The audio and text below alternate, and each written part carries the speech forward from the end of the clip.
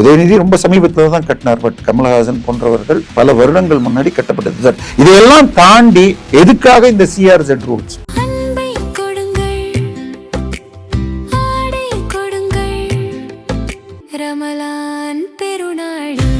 Super Saravana stores. நான் அப்படி மொட்டை மாடியில ஸ்விம்மிங் பூலை கட்டிட்டு அப்படி ஜாலியா பீச்சை பார்த்துட்டு அதுல உட்கார்ந்துருப்பேன்னு சொல்லி சமீபத்தில் அந்த டாஸ்மாக் ரைடப்போ ஒரு தம்பி சாரு 350 கோடிக்கு கட்டுறாருன்னு வந்துச்சு.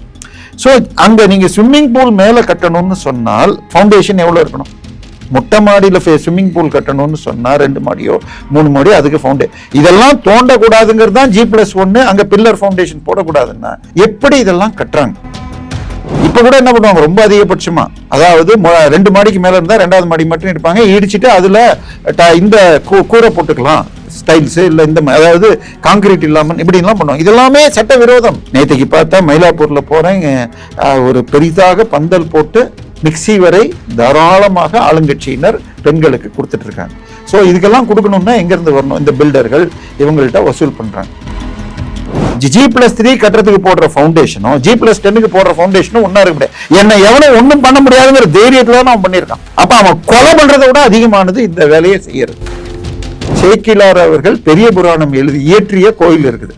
அந்த கோயிலுக்கு சொந்தமான இடத்தில் ஒரு கிறிஸ்தவ கல்லூரி ஆக்குபை பண்ணியிருக்கு. இந்திய அறநிலையத்துறை என்ன பண்ணுதுன்னா அவங்க வேற இடம் கொடுத்தா வாங்கிக்கலாம்னு எழுது. நீ ஏன் அந்த வேலையை பண்ற? உதயநிதி ரொம்ப சமீபத்தில் தான் கட்டினார். பட் கமலஹாசன் போன்றவர்கள் பல வருடங்கள் முன்னாடி கட்டப்பட்டது சார். இதையெல்லாம் தாண்டி எதுக்காக இந்த CRZ ரூல்ஸ்? ஏன்னா இது இப்படி கோஸ்டல் ரெகுலேட்டரி ஜோன்ல போய் நீங்க மல்டி ஸ்டோரி கட்டினீங்கன்னா அந்த பில்டிங்கே கூட நாளைக்கு இடிஞ்சு விழுகலாம். சோ இந்த தீர்ப்பை இன்னி பிசகாமல் பண்ணணும். இன்னொன்னு நான் சொல்றேன், இந்த வர இவங்களுக்கு சில பர்மிஷன் கொடுத்தா கூட வருஷம் போடுங்க, ஸ்கொயர் ஃபீட்டுக்கு இவ்வளவு கட்டணும்னு. ஏன்னா அவன் வாடகை வித்து தானே சம்பாதிக்கிறான்.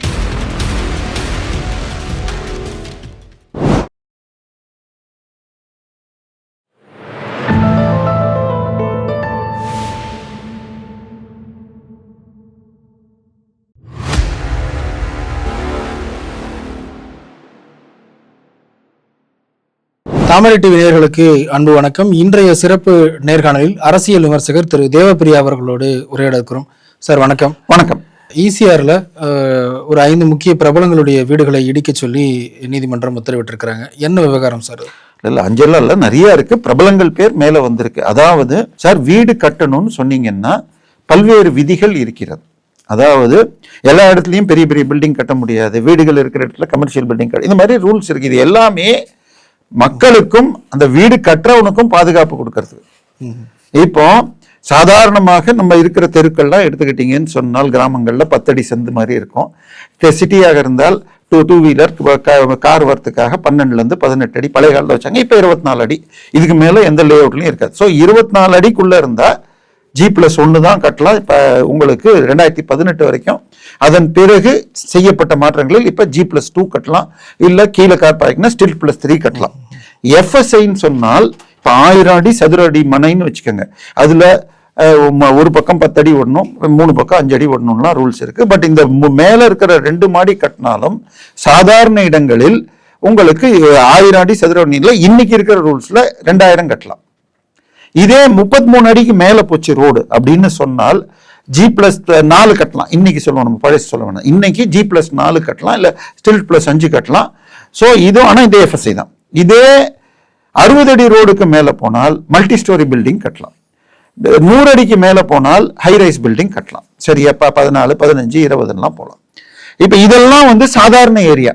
இப்ப உங்க ஏரியா கடல் கிட்ட இருக்கு, இல்ல ஆத்தோரம் இருக்கு, வாய்க்கால் கிட்ட இருக்கு அப்படின்னா அதுக்கு பேரு கோஸ்டல் ஜோன்னு பேரு. ஸோ அந்த இடத்துல கட்டுறதுக்கு தனி விதிகள். அதே மாதிரி மலை மேல இருந்தா ஹில் ஏரியா அப்படின்னா அதுக்கு HAPPன்னு ஹில் ஏரியா டெவலப்மெண்ட் ரூல்ஸ்ன்னு இருக்கு.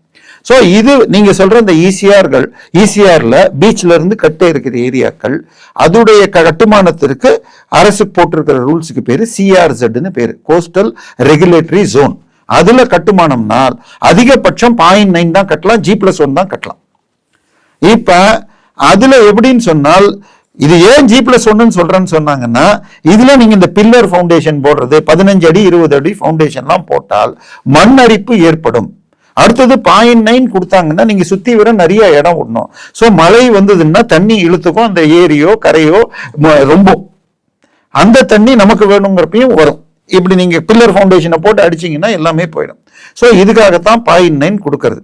ஆனால் பழைய காலத்துல என்ன பண்ணாங்க, பணக்காரர்கள் எல்லாம் கொஞ்சம் அந்த ஊருக்கு வெளியில சண்டே மாசத்துக்கு 2 சண்டே இல்லை வீக்கெண்ட் தங்கறதுக்குன்னு இங்கெல்லாம் வாங்கினாங்க. இப்ப ஊரே பெருசாகி போயிடுச்சு, OMR போயிடுச்சு, இந்த பக்கம் வேளச்சேரி தாண்டி போனோம்னு ECRல இடது பக்கம் திருவான்மியூரை தாண்டி போனீங்கன்னா இருக்கிற பல லே அவுட்டுகள் அன்அப்ரூவ்டு. அதுல எதுலையுமே நான் சொல்றது, இங்க இருந்து மகாபலிபுரம் போறப்ப இடது பக்கம் உள்ள பீச் சைட்ல 0.9 FSIக்கு மேல கட்டக்கூடாது. உதாரணமாக கோவளம் வரைக்கும் எடுத்துக்கிட்டா உத்தண்டி கிட்ட ஏதோ ஒரு VGP நகர்னு ஒண்ணு இருக்கு, அது ஒண்ணுதான் DTCP அப்ரூவ்டு லே அவுட்.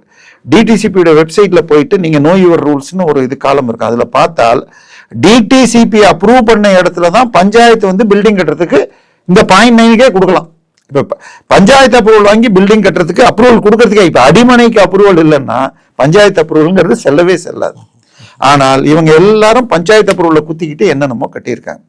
இப்ப நீங்க சொன்ன விஐபியில எடுத்துக்கிட்டால் திரு கமலஹாசன், திரு ஜோசப் விஜய், தாவேகா விஜய், திரு KS ரவிக்குமார், திரு உதயநிதி ஸ்டாலின், இவங்க எல்லாம் ECRல பங்களால. அவங்களுக்கு என்னன்னா, நான் எழுந்து காலையில மொட்டை மாடியில போய் பார்த்தா அப்படி பீச்சில் சூரிய உதயத்தை பார்க்கணும். இது பழைய நியூஸ். இப்போ என்ன, நான் அப்படி மொட்டை மாடியில ஸ்விம்மிங் பூலை கட்டிட்டு அப்படி ஜாலியா பீச்சை பார்த்துட்டு அதுல உட்கார்ந்துருப்பேன்னு சொல்லி சமீபத்தில் அந்த டாஸ்மாக் ரைடப்போ ஒரு தம்பி சாரு 350 கோடிக்கு கட்டுறாருன்னு வந்துச்சு. ஸோ அங்க நீங்க ஸ்விம்மிங் பூல் மேல கட்டணும்னு சொன்னால் ஃபவுண்டேஷன் எவ்வளவு இருக்கணும்? மொட்டை மாடியில ஸ்விம்மிங் பூல் கட்டணும்னு சொன்னா 2 மாடியோ 3 மாடியோ அதுக்கு இதெல்லாம் தோண்டக்கூடாதுங்கிறது தான் G+1. அங்க பில்லர் ஃபவுண்டேஷன் போடக்கூடாதுன்னா எப்படி இதெல்லாம் கட்டுறாங்க? ஸோ 2018 போடப்பட்ட வழக்குல 2020 தீர்ப்பு இடிக்கணும்னு, நம்ம இப்ப இருக்கிறது 26 6 வருஷம்.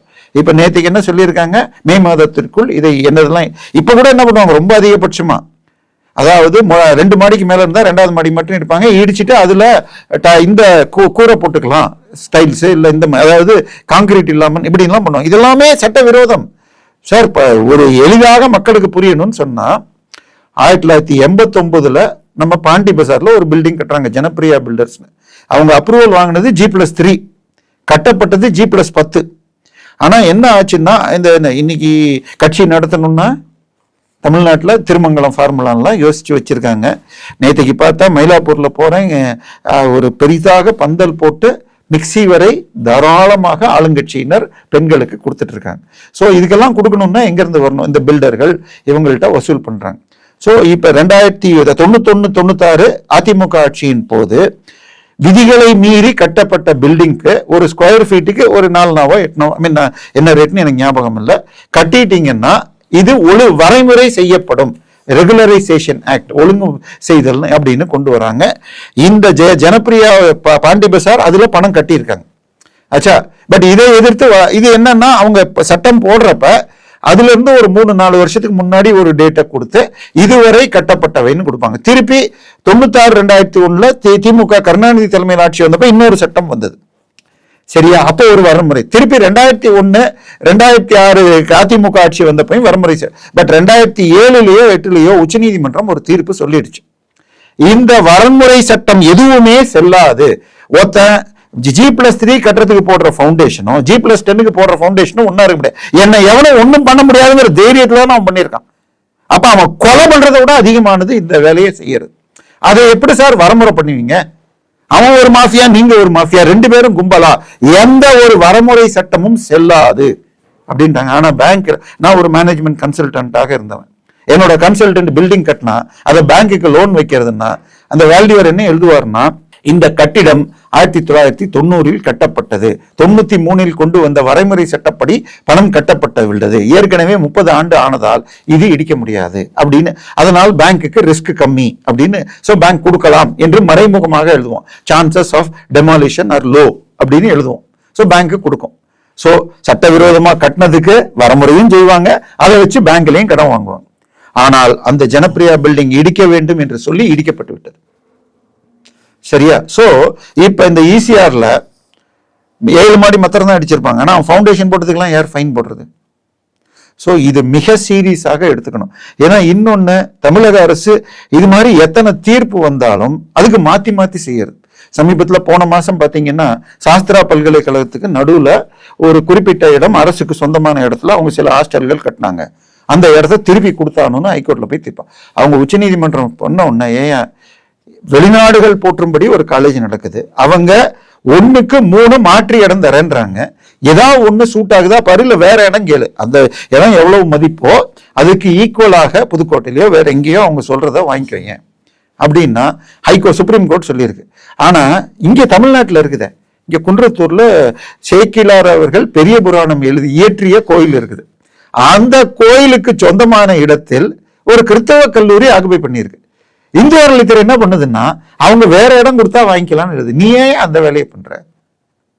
இதை எதிர்த்து என்னுடைய நண்பர் TR ரமேஷ் வழக்கு போட்டு ஜெயிச்சிருக்கு. சோ யாரு என்ன தப்பு பண்றாங்க, தப்பு செய்யறவன் திமுகவுக்கு வேண்டியவனா வேண்டாதவனா, தமிழன் அல்லாதவனா, மாற்று மதமா, இப்படி பண்றாரு. சோ இன்னைக்கு வந்திருக்கிற இந்த தீர்ப்பு, உதயநிதி ரொம்ப சமீபத்தில் தான் கட்டினார், பட் கமலஹாசன் போன்றவர்கள் பல வருடங்கள் முன்னாடி கட்டப்பட்டது சார். இதையெல்லாம் தாண்டி எதுக்காக இந்த CRZ ரூல்ஸ்? ஏன்னா இது இப்படி கோஸ்டல் ரெகுலேட்டரி ஜோன்ல போய் நீங்க மல்டி ஸ்டோரி கட்டினீங்கன்னா அந்த பில்டிங்கே கூட நாளைக்கு இடிஞ்சு விழுகலாம். இங்க சென்னை மதனந்தபுரத்துல ஒரு பில்டிங் கட்டி முடிக்கிறதுக்கு முன்னாடி இடிஞ்சு விழுந்தது. இப்ப சமீபத்துல 100 கோடி லஞ்சம் வாங்கிக்கிட்டு இதுல அதுக்கு பேர் என்ன, இதுக்கு ஸ்டேல இருக்கு நம்ம பள்ளிக்கரணையில மார்ச்லாண்ட்ல. சோ இதெல்லாம் ஒரு டெஸ்ட் கேஸ் சார். இதெல்லாம் பாக்குறப்ப தமிழ்நாட்டில் நடப்பது ஆட்சியா காட்டாட்சியா? இப்ப இதெல்லாம் சொந்த பங்களாக்கள். இப்ப அதுல அபார்ட்மெண்ட் கட்டினா அவன் தன்னுடைய வாழ்நாள் சேமிப்பை கொண்டு போய் கட்டுவான். சோ இந்த தீர்ப்பை இன்னி பிசகாமல் பண்ணணும். இன்னொன்னு நான் சொல்றேன், இந்த வர இவங்களுக்கு சில பர்மிஷன் கொடுத்தா கூட வருஷம் போடுங்க, ஸ்கொயர் ஃபீட்டுக்கு இவ்வளவு கட்டணும்னு. ஏன்னா அவன் வாடகை வித்து தானே சம்பாதிக்கிறான். சோ இந்த வரன்முறை செய்வதில், அதாவது 0.9க்குள்ள இருக்கு G+1னாலும் அந்த ஃபவுண்டேஷன் போட்டு கட்டினதுக்கு பெனல்ட்டி போடணும். ஏன்னா இப்ப இடிச்சாலும் இன்னொன்னு என்ன பண்ணுவாங்க, இடிச்சாலும் இப்ப திருப்பி அதனால பாதிப்பு வரும்பாங்க. நீங்க போய் கூகுள்ல தேடி பாருங்க, கொச்சின்ல மருது பிளாட்ஸ் டெமாலிஷன் வீடியோவோட இருக்கு. சுப்ரீம் கோர்ட்ல போய் இடிச்சே ஆகணும்ட்டு. அதே மாதிரி நோய்டால ஒண்ணு இடிச்சாங்க. ஆனா தமிழ்நாட்டில் எனக்கு தெரிஞ்சு இந்த பாண்டி பசாருக்கு முன்னாடி பெரிதாக இடிக்கப்படவில்லை. அண்ணா அறிவாலயம் தொடங்கி கிரிக்கெட் ஸ்டேடியம் வரை, நக்கீரனுடைய அலுவலகம் வரை எல்லாத்துலயும் டீவியேஷன் இருக்கு. இதை பத்தி நான் வேற வீடியோல பேசியிருக்கேன். எனவே இந்த டீவியேஷன் வேற, வயலேஷன் வேற. அதாவது டீவியேஷன்னா என்ன, நீங்க பில்டிங் கட்டுறீங்கன்னு வச்சுங்க, கட்டுறப்ப யாராவது சொல்லுவார், இப்ப சார் துளசி மாடமே வைக்கல, பின்னாடி வைங்க, இல்ல முன்னாடி கொஞ்சம் மாத்தி கட்டுவீங்க, இது கொஞ்சம் சின்ன டிவியேஷன். ஆனா வயலேஷன்னா ஃபவுண்டேஷன்ல இருந்து திட்டமிட்டு என்ன சட்டம் என்ன விதி நான் துட்டு கொடுத்தா மாத்த முடியும், கோர்ட்டாவது மண்ணாவதுன்னு போறவங்களுக்கு எதிராக இந்த சட்டம், இந்த தீர்ப்பு முழுமையாக செயல்படுத்த வேண்டும். அது உதயநிதி ஸ்டாலின்லாம் நான் பார்க்கல, யாராக இருந்தாலும். ஏன்னா இன்னைக்கு கோயம்புத்தூர்ல 34 காலேஜ் ஹில் ஏரியால இருக்கு. ஸோ நாளைக்கு மண் சரிவு நம்ம சேனல்லையே திரு எலிஃபண்ட் ராஜேந்திரன் சொல்லியிருப்பார், மூத்த வழக்கறிஞர், என்னுடைய கைடு, அவர் சொல்லியிருப்பார். அவர் போன வருஷம் திருவண்ணாமலையில நடுமலையில ஆக்குபை பண்ணியிருக்காங்க. நாளைக்கு பெரிய மழை வந்தா சரிவு வரும், வந்தா பல ஆயிரம் பேர், பல நூறு பேர் இறக்கலாம்னு. அந்த சரிவு வேற ஒரு சின்ன பக்கத்துல 6 பேர் இறந்தார்கள், ஆக்ஷன் எடுங்கன்னு வந்துச்சு. ஸோ இதெல்லாம் முன்னாடி கைட் பண்ணி தான் பிளானிங் நார்ம்ஸ்ல ஹில் ஏரியால G+1 பார்க் தான் கட்டணும். ஆனா காருண்யா பல்கலைக்கழகம் உட்பட பல பில்லர் ஃபவுண்டேஷனை போட்டு கட்டி வச்சிருக்காங்க. ஸோ இந்த விதிகளை, இந்த ஜட்மெண்ட்டை வச்சுட்டு உடனடியாக செய்யணும். என்ன ஒண்ணு எலெக்ஷன்ங்கிறதுனால இந்த ஆட்சி செய்யாதுன்னு தள்ளி போட பார்ப்பாங்க. பட் ஸ்டே வாங்காம இதை முழுமையாக நிறைவேற்ற வேண்டும்.